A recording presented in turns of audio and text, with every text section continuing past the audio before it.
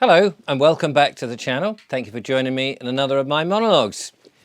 My book is going to the printers. Biggleswick, the town that wouldn't comply. It's finally got there. We've had it written, many drafts, we've had it proofread, and the artwork has been done.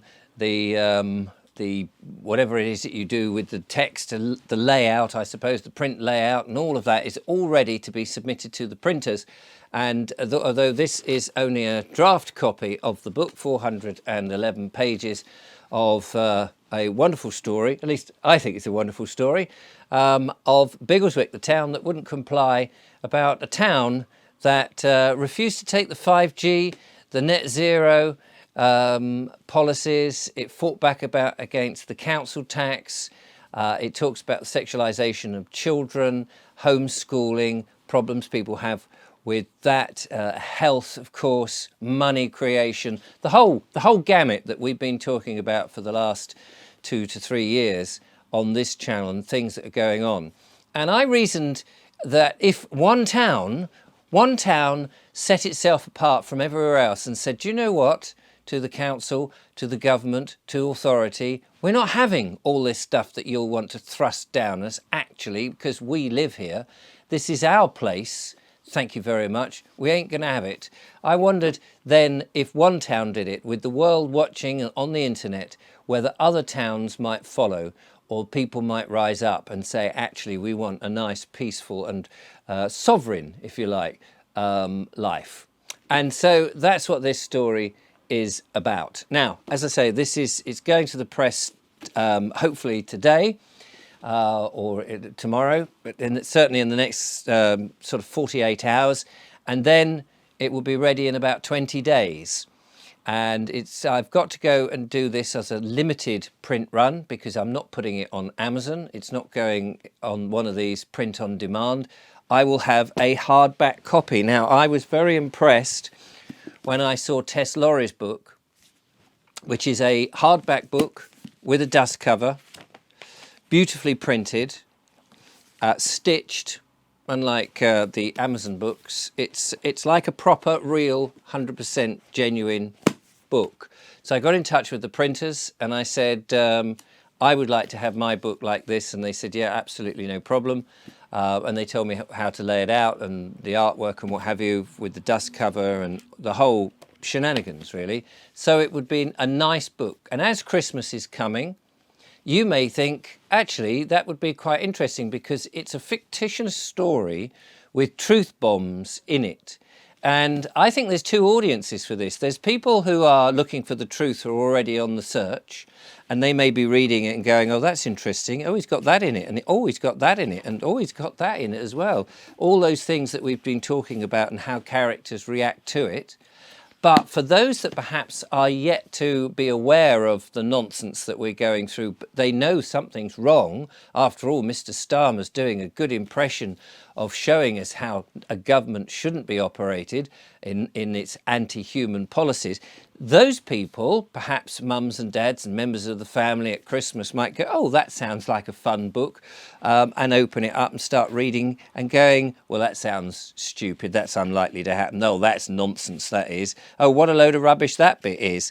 And, oh, golly, that happened to my sister, or that happened to my husband, or wait a minute, and oh, I've read about that. That is true. And then they might go back and go, well, actually, I wonder how much of that is true. At the back of the book, there is an acknowledgements and, of course, a list of resources that people might want to go and look at to get further information, to see whether I'm just making it all up, whether it's all a load of old nonsense or not. Of course, it is just a fictitious story, but it is a story that is yet to happen, a town that has not complied with all the nonsense that we are being foisted on us. And I think we're at a point now where many of us are fed up with these policies. Now, in order for me to know who wants to have the book, this is going to be a bit of a strange operation because I'm going to have a limited print run. That means I will have boxes of hardback books delivered to my house. This room will be awash with boxes and jiffy bags to be able to send it off. I haven't fixed the price as yet of the book, but it's probably going to be around the between £15 and £20 mark. and then there'll be postage and packing on top, which I've got to work out what that is. But I hope that that will be acceptable. It's taken a year to write and formulate and get it all together, and plus all the research. And of course, I want to thank everybody who I've interviewed, who has given me gleaning information, which I have put together to put this book together, so that all the truth bombs that go in there are, in my opinion, as accurate as they could be, even though it's in a fictitious setting and a fictitious story. Who knows how it ends? Well, you will if you read the book. Now, to show you any kind of interest in the book, I have a special web page to go to. It's richardvobes.me. That's richardvobes.me. And it's very simple. You'll see a picture of the book. You'll also see links to the English couple video in which Julia and I will be taking to the land, and you'll be able to follow our journey because we're in that process of buying a piece of land. And in the book, it's mentioned that a number of people do want to go back to the land, and they do want to be able to get through the planning business, and they want to circumnavigate all the horrors of policy and all the rubbish that the government are putting on. And of course, we want to actually inspire people to show that it is possible to be done. But of course, the main thing is that there is a link to show interest in the book. It's just your email. Put your email into there and it tells me. And those people who do that will be the first come, first serve, will get a copy of the book. Obviously, you've got to pay for it, but there'll be the S. And then if there's a huge interest, I'll have another print run or extend the print run so that people can get it. And hopefully people can have it all before Christmas. As I say, it takes about 20 days from round about now. So we're looking, hopefully by October, the books will be available. Anyway, if you're not interested in the book whatsoever, of course you don't have to be at all. It's entirely up to you. But there it is. It's been a lot of hard work. I'd like to thank the lovely Julia, who's been my partner, who has helped me proofread and read bits to me. I've read bits to her. I have bored her senseless with this wretched book. It's not a wretched book. It's a very good book, but you know what I mean.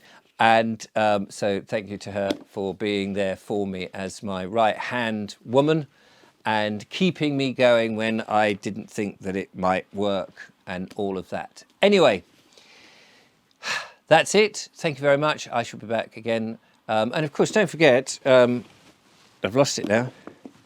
Tess's book, Tess Laurier's book, Game of Trust, is available at the World Council for Health website, so you can check that out and buy her book. Of course, that was great inspiration for me to, in terms of style and quality, for mine. Till next time, bye-bye.